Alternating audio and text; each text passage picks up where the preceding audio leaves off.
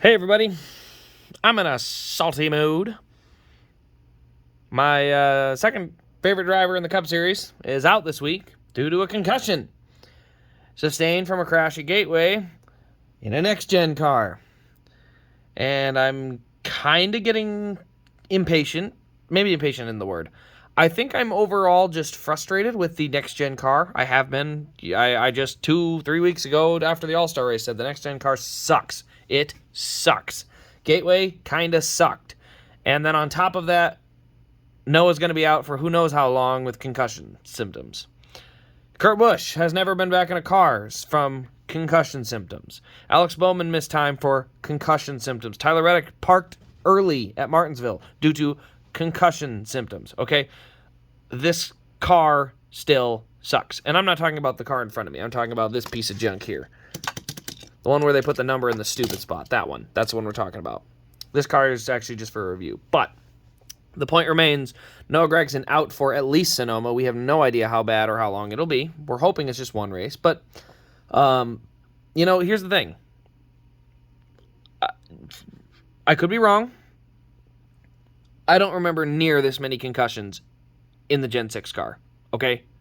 And I know and this is what has been driving me nuts all day, is everyone saying, well, he would have got a concussion no matter what car he was driving.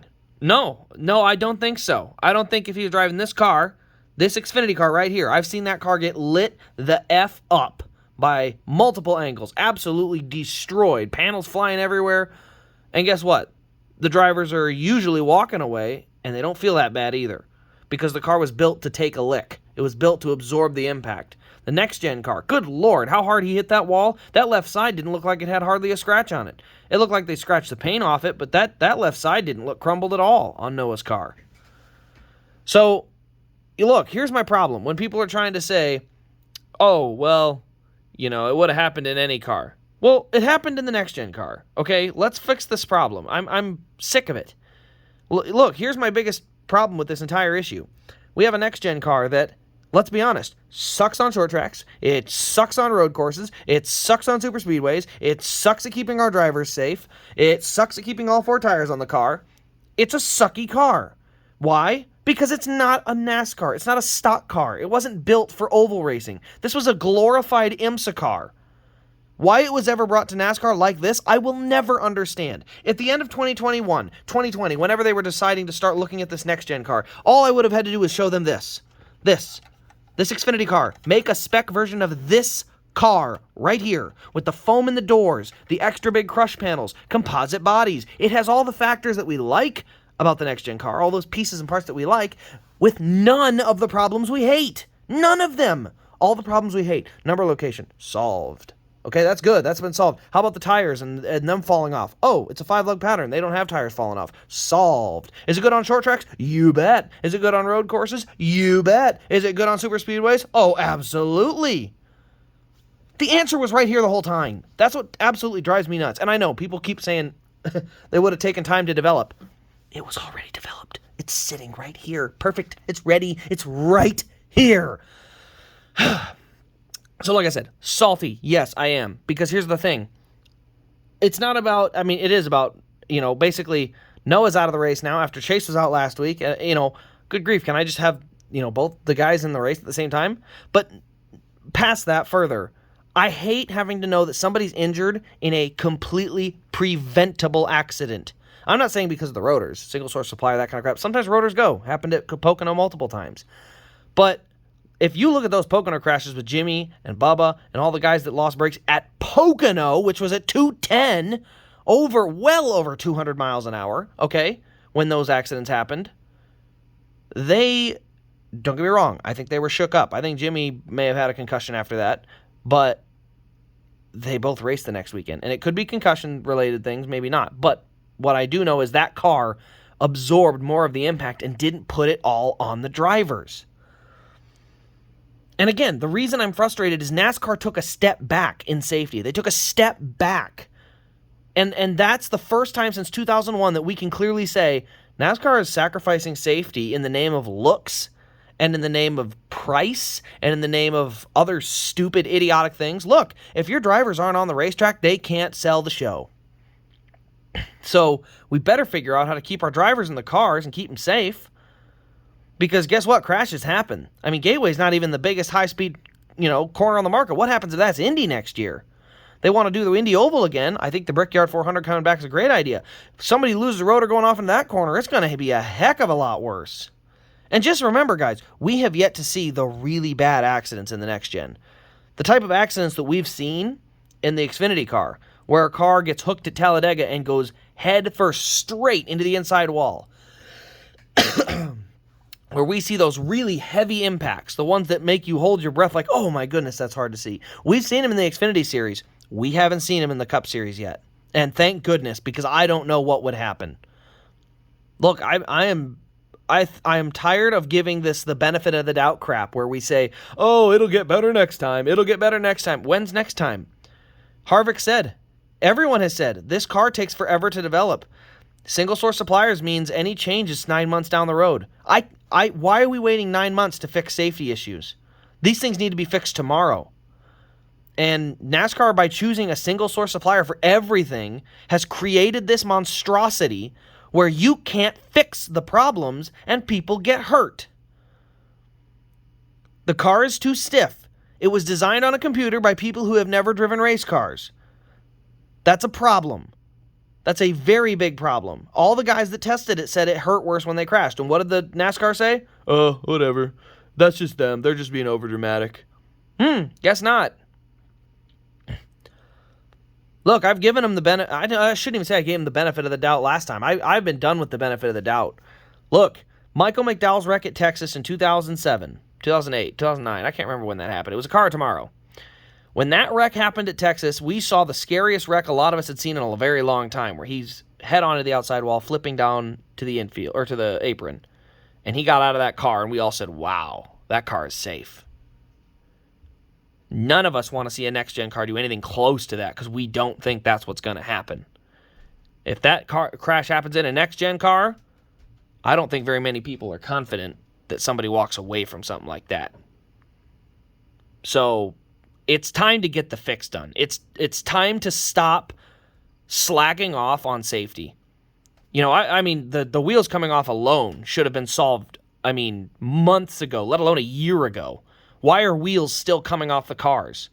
Well, they're not seating up right. They're not getting tightened right. Well, figure it out. You can't have wheels coming loose on the racetrack. You can't. We saw a wheel almost go into the stands at Indy. Everyone held their breath and said, wow, thank goodness we got lucky there. Yeah, we got really lucky at Indy.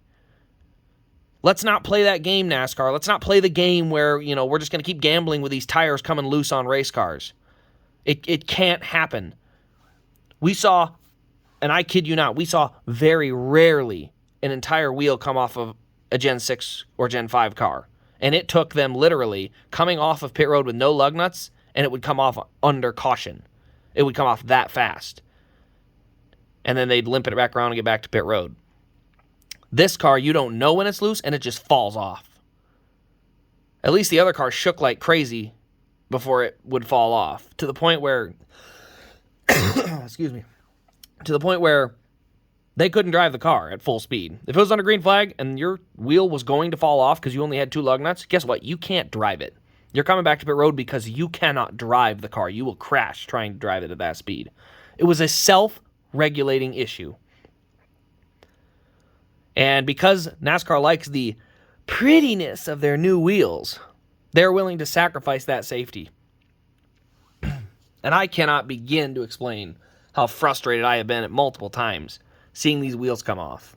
Because each time it happens, NASCAR's just spinning the wheel. They haven't struck out yet. But if they do, it's going to be a problem. And I am hoping it doesn't happen. I hope they fix the issue. But they have had no urgency.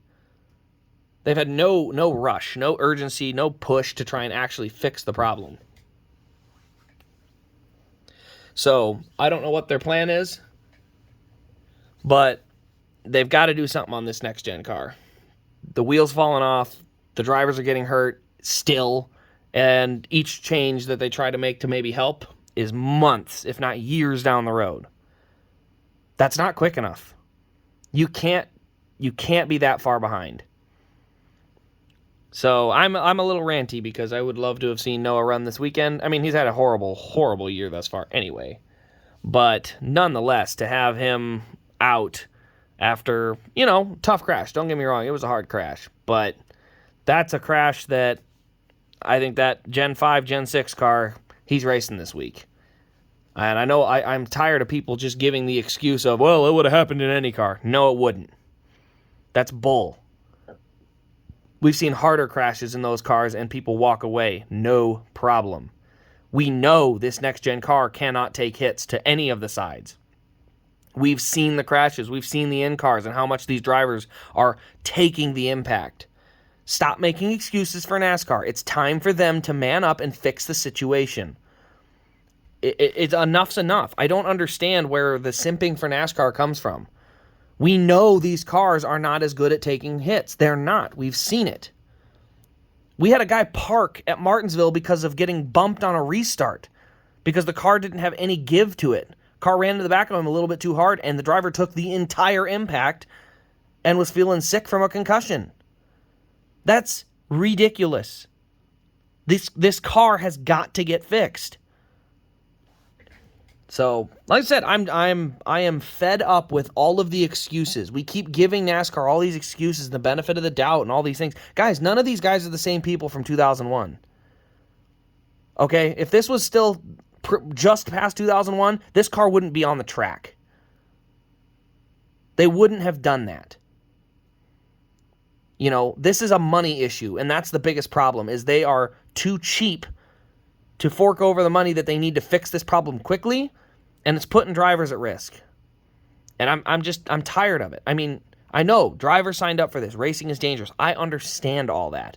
The reason it's frustrating is because they have a safe, good, high-quality race car that puts on incredible racing. They have it. They have all the designs. They have everything they could need. It's literally running in the second-tier series.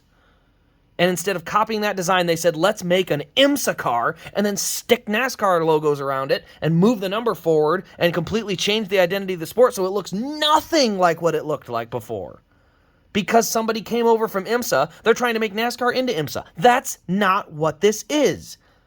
And by the way, anyone who says that's not what's happening, there's a reason there's a car over at the 24-hour race in France, okay? And don't get me wrong, I think it's cool that it's over there. That's awesome that they were able to get a stock car over there, okay? But there's a reason it's over there, because there's a push to push and make NASCAR more like IMSA.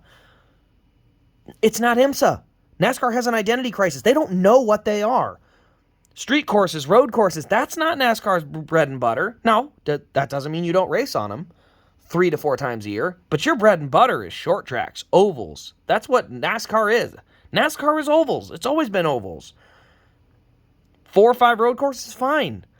But the way they just keep pushing more and more other tracks in the way, I mean, they have an identity crisis. I don't know what the leadership's looking for. I understand there is a lot more to the business than this. There's a lot of costs and stuff involved. The reason it is frustrating is because there seems to be a massive lack of urgency in the safety department and a massive lack of leadership or identity in the overall leadership of NASCAR. I mean, if someone tells you what's NASCAR's identity, it's not horsepower. Okay, well, it's not really that. Well, it could be slip sliding around. No, these cars are stuck to the ground. High horsepower? No, we took all the horsepower away. Well, at least we had the pit stop. No, that's right. We changed the pit stop style because we went to a single lug. The identity of the door, or the number in the middle of the door, we took that identity away. There's no identity left. They don't know what their identity is. They don't know what they're going to lean into as kind of what their thing is. IndyCars knows their identity. It's pure racing. It's all on the drivers. Drivers and engineers, everyone's in the same car. It's spec racing in IndyCar. And they've embraced it. NASCAR seems to have this weird balance of it's spec racing, but the teams build the cars, and each team can build a better car than the other. And it's very not. It's not. I don't know how to put it. It's not right. That's not NASCAR's identity. But if they're trying to make it that way, I'll give them that. I guess it's a half of an identity. But I don't know. My rants. I'm out of steam because I don't know. Again, I'm irritable this week. I'm okay with that. Didn't take much to throw me over the edge on Rantville. But, I mean, maybe I'm just off. In the comments, let me know. Let's have a discussion, because I am trying to understand why NASCAR in the last 2 years has earned the benefit of the doubt that they will correct the issue quickly. Because we've known the short track package sucks. Well, guess what? We took away a tiny bit of downforce. Did that work? Nope. The tires suck. Can we get some new ones? Nope. Okay, well, can we try to fix the super speed? Nope. Can't fix that. Nope. Got to wait at least 2 years. Can we get some horsepower? Nope. No horsepower. Fans don't like horsepower. That's a blatant, bold-faced lie. Why should I trust this leadership? Give me a reason. Because I have yet to see it. And I'm talking, this goes back a ways. Go back to all the way down to 2020. What should I trust about this leadership? And granted, I have a little bit of extra bias. I'm an Iowa Speedway guy. I love that track. NASCAR bought it and basically gutted it and does the bare minimum to it. They have a contract with the state of Iowa that says they have to run one NASCAR-sanctioned event there. What'd they do? They put an ARCA race there once a year. And then they whine and cry about how no fans show up. It's an ARCA race. Well, you expect fans to go drive hours out of their way to camp for an ARCA race? Get real. That's ridiculous. IndyCar puts on a show and the fans show up in droves. I wonder why. Somebody actually cares about the track, the fans will show up. COVID was the perfect opportunity to go experiment over there with the Cup Series and Xfinity and trucks. Our state was open. Everything was wide open. You could have come over and everything was good. IndyCar had fans at the racetrack in the middle of May or June. Instead, they ran at an empty racetrack in Kansas, an empty racetrack in Charlotte. They ran at an empty racetrack in, I can't remember, did they run Chicago? No, they didn't run Chicago. They cut that out of the schedule too. So, I don't know. My frustrations are boiling over from the standpoint of just, it seems like there's no leadership. They don't know where they're going. Their only goal is to look like IMSA in 10 years. So, I don't know. NASCAR fans and IMSA fans don't overlap super aggressively. So, I don't know what their push is. It doesn't make sense to me. But, overall, I'm frustrated. Noah's out. Got a concussion. These cars aren't safe. And a lot of people want to give NASCAR the benefit of the doubt, and I refuse to do it. They do not, or they have not earned the benefit of the doubt. Okay? I just don't see it. I don't see where they've earned that goodwill back. You've got people getting hurt, and more people getting hurt, and we just keep saying, well, they're working on it. Well, you have a car like this that can tumble all over the racetrack at Daytona, and everyone gets out and walks away just fine. You can see it nail a wall at insane speeds at Talladega. I'm talking, that Blaine Perkins flip was absolutely gnarly. All the damage that thing took, and he was out a week. A week after one of the hardest crashes we've ever seen. Now we've got guys missing multiple races because they hit the wall or got bumped from behind. Small impacts. And I know, again, I'm not saying NASCAR's not putting some effort in. I'm saying that's not good enough. We have to hold this group to a high standard. We have to. We can't accept that sometimes drivers are just going to get hurt because this car's not safe. We didn't do all our homework. That's not good enough. If you're going to penalize drivers for making mistakes and doing dumb things, which I'm okay with, then you got to penalize yourself to some degree. In other words, you may have to eat some cost to try and keep our drivers safe. Keep everybody that we enjoy watching on a weekly basis. Because guess what?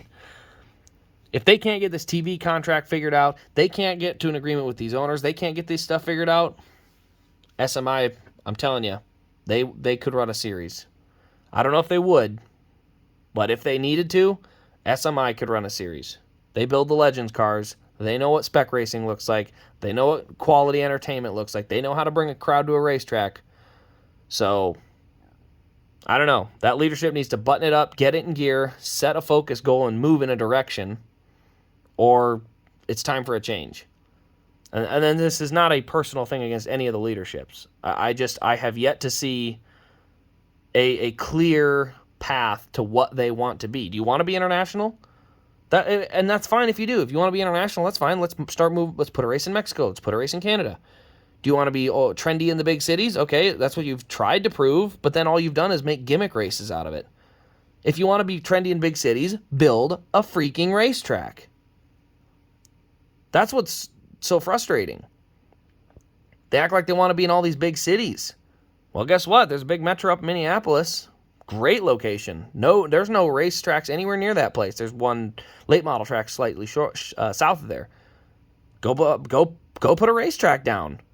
You really want to break into these big markets? Go invest in these markets. But that's not what they want. They want to be trendy. They want to be on the streets because that doesn't cost them anything. They don't want to put the investment in. They don't want to take the risk. Bill France built Daytona without taxpayer help. As far as I know, I could be wrong. But he built a massive 2.5 mile super speedway. That's ambition. NASCAR now can't even put together a half-mile short track. No, we got to run on the roads. We can't do that. It's scary. I mean, come on. Anyway, guys, that'll wrap up the rant. I know it's been a little long one. I'm frustrated. I hate it. I hate that people are getting hurt. Noah talked last year about how he didn't want to race these cars very hard because he didn't want to get knocked out of an Xfinity championship. And this literally proved him right. Not because, I mean, he's not knocked out of a Xfinity championship right now, but these cars aren't safe.